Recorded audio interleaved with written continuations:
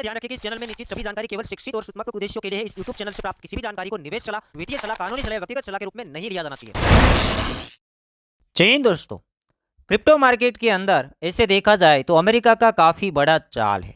अपने आप को नंबर 1 बनाने के लिए क्रिप्टो करेंसी के अंदर उसी के कंट्री के, अमेरिका के कंट्री के बड़े बड़े कंपनी को आगे खड़ा कर रहा है।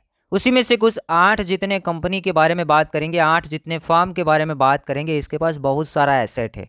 ऐसे फार्म के बारे में बात करेंगे और क्या उसका रोल है उसके बारे में भी आज डिटेल में बात करेंगे। छोटे फार्म तो बहुत है, छोटे कंपनी तो बहुत है, बट बड़े के बारे में बात करेंगे और टोटल वो सभी फार्म के पास कितना एसेट है, कितना एसेट वो मैनेजमेंट कर रहा है उसके बारे में भी बात करेंगे। सबसे पहले यहाँ पर हम बात करेंगे black rock. Black rock world का लार्जेस्ट एसेट मैनेजमेंट करता एक कंपनी है। इसके फाउंडर एंड सीईओ के बारे में बात करेंगे, इसके चेयरमैन एंड सीईओ के बारे में बात करेंगे तो लैरी फिंक इसका तस्वीर आपके सामने दिख रहा है। तो हाल ही के दिनों के अंदर ब्लैक रॉक ने बिटकॉइन स्पॉट ईटीएफ को फाइलिंग किया हुआ है।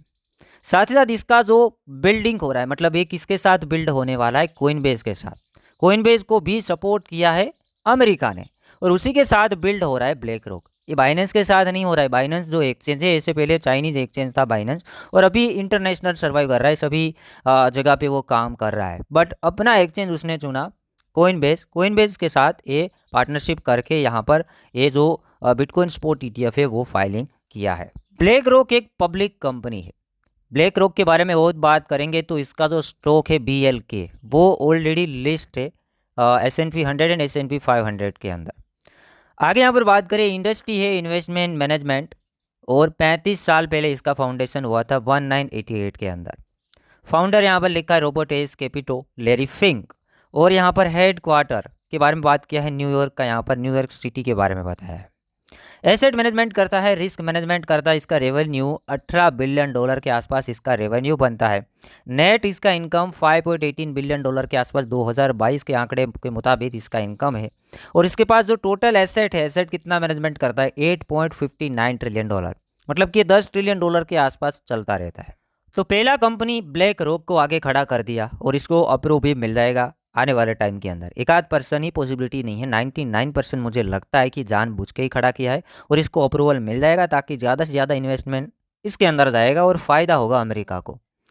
सेकंड यहाँ पर बात करेंगे, कल का न्यूज़ अपडेट था फिडेलिटी इन्वेस्टमेंट। फिडेलिटी एक एक्सचेंज के अंदर भी इन्वॉल्व है, उसके साथ साथ फिडेलिटी ने भी बिटकॉइन स्पॉट ETF को फाइलिंग किया है। फिडेलिटी भी कूद चुका है मार्केट के अंदर।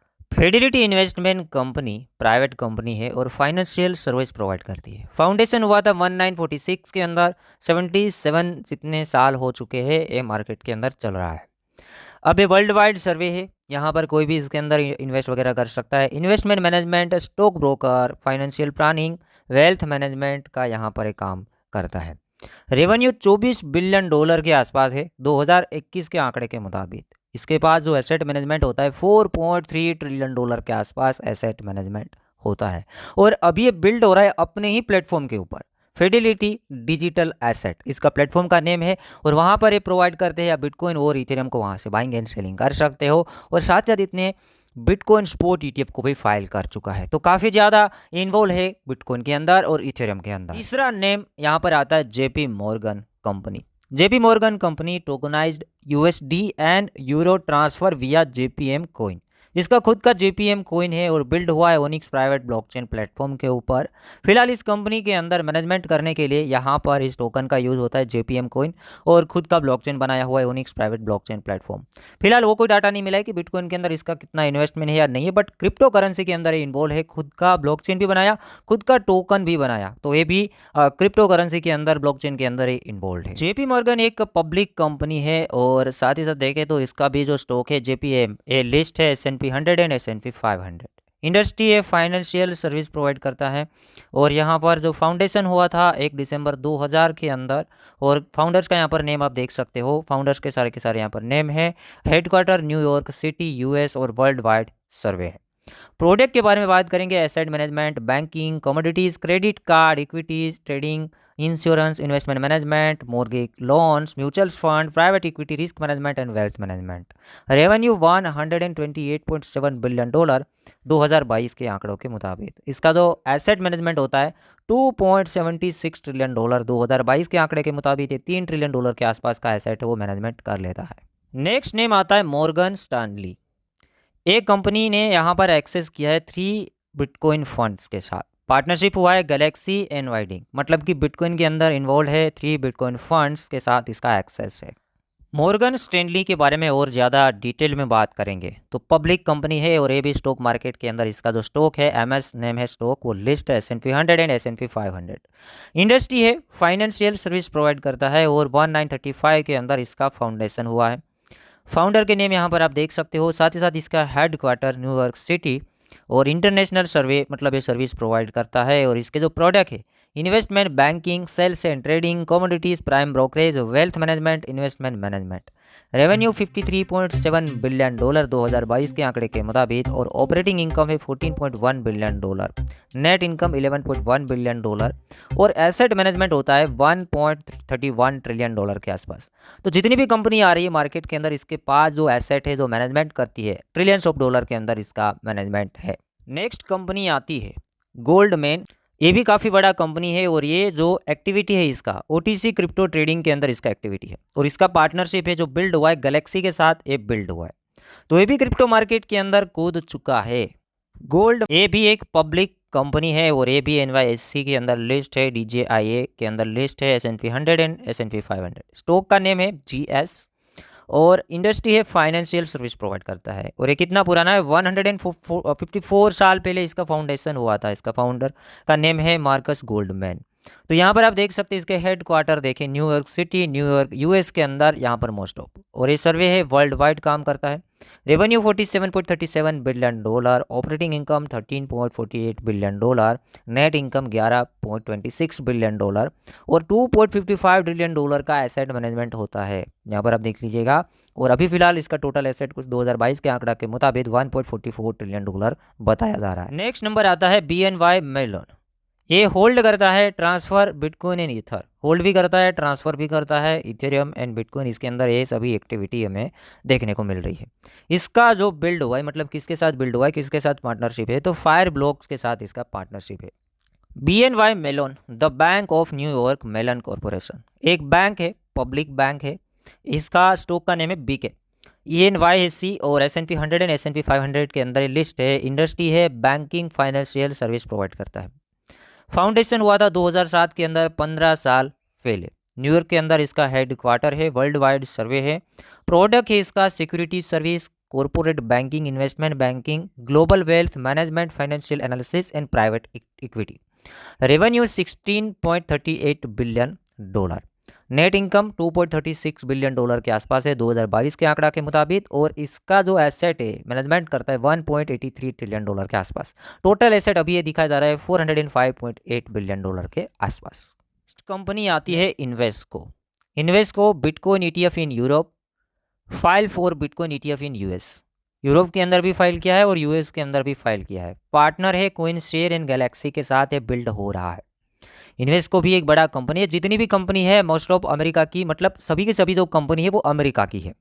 इन्वेस्को लिमिटेड कंपनी के बारे में ज़्यादा बात करेंगे तो पब्लिक कंपनी है और ये भी NYSE के अंदर लिस्ट है। इसके स्टॉक का नेम है IVZ और S&P 500 इंडेक्स जो है उसके अंदर भी लिस्ट है। फाइनेंशियल सर्विस प्रोवाइड करता है। 45 साल पहले स्टार्ट हुआ था, इसका फाउंडेशन हुआ था। और सर्विस के बारे में बात करेंगे तो investment management, real estate, distressed, investing, bank loans और यहाँ पर quantitative equity, fundamental equity, fix income और एक्सेट्रा। काफ़ी सारे यहाँ पर देखें तो ये प्रोडक्ट ये प्रोवाइड करता है। रेवेन्यू 2022 के आंकड़ा के मुताबिक $6.05 बिलियन और यहाँ पर नेट इनकम $684 मिलियन और इसका जो एसेट मैनेजमेंट होता है $1.41 ट्रिलियन। तो जितनी भी कंपनी है 7वां कंपनी है ट्रिलियंस ऑफ डॉलर का मैनेजमेंट करती कंपनी कहीं ना कहीं क्रिप्टो करेंसी के अंदर है। कहीं कोई सर्विस प्रोवाइड कर रहा है, कहीं कोई ETF को फाइल कर रहा है, कहीं कोई पहले से काम कर रहा है, कहीं किसी का होल्डिंग है। तो कहीं ना कहीं ये सभी की सभी बड़ी बड़ी कंपनी को अमेरिका आगे खड़ा कर रहा है। अब यहाँ पर आखिर में बात करेंगे जो आखिरी कंपनी है bank of America. Bitcoin futures trading है वो प्रोवाइड करता है, एक्टिविटी उसका है, और इसका पार्टनरशिप है CME ग्रुप के साथ, उसके साथ बिल्ड हो रहा है, तो इसका आता है बिटकॉइन फ्यूचर्स ट्रेडिंग के अंदर। बैंक ऑफ अमेरिका एक नेशनल बैंक है, बैंक ऑफ अमेरिका कॉरपोरेशन, और ये पब्लिक कंपनी है, और ये इसका स्टॉक का नेम है BSE NYSE S&P 100 and S&P 500 के अंदर लिस्ट है। बैंक ऑफ अमेरिका जैसे नेशनल बैंक है, उसी के साथ साथ जिसका यहाँ पर फाउंडेशन के बारे में भी बताया है। देखो फाउंडेशन हुआ है कुछ 1998, 1956, 1784, काफ़ी सारे मतलब इसके ब्रांच है, इसके बारे में यहाँ पर डिटेल में बताया गया है।